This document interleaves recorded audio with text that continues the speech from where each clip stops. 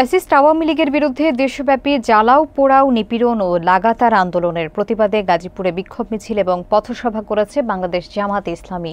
শুক্রবার বিকেলে শ্রীপুর উপজেলার মাওনা চৌরাস্তায় কর্মসূচি পালিত হয়।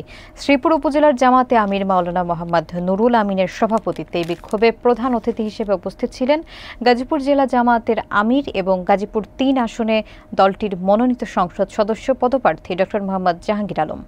মহিনুদ্দিনের প্রতিবেদনে থাকছে বিস্তারিত। জানা যায়, ফ্যাসিবাদ আওয়ামী লীগ কর্তৃক দেশব্যাপী জ্বালাও পোড়াও নিপীড়ন এবং অসাংবিধানিক লকডাউনের বিরুদ্ধে প্রতিবাদ জানিয়ে ১৪ নভেম্বর শুক্রবার বিকেল ৫টায় গাজীপুরের শ্রীপুর উপজেলার মাওনা চৌরাস্তায় বাংলাদেশ জামাতে ইসলামী বিক্ষোভ মিছিল এবং পথসভার আয়োজন করে।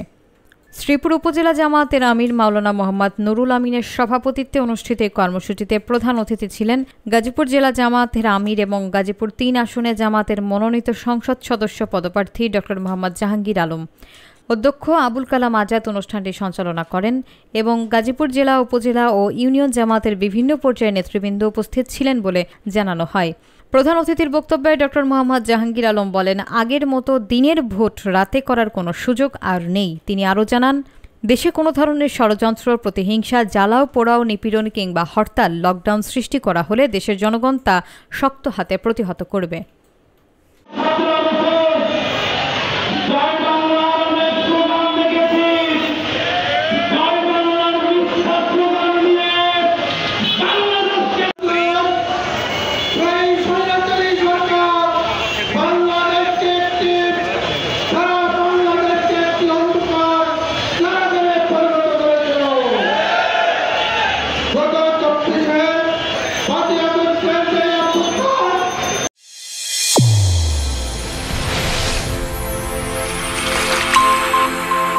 চ্যানেল A1 হৃদয়ের স্পন্দন।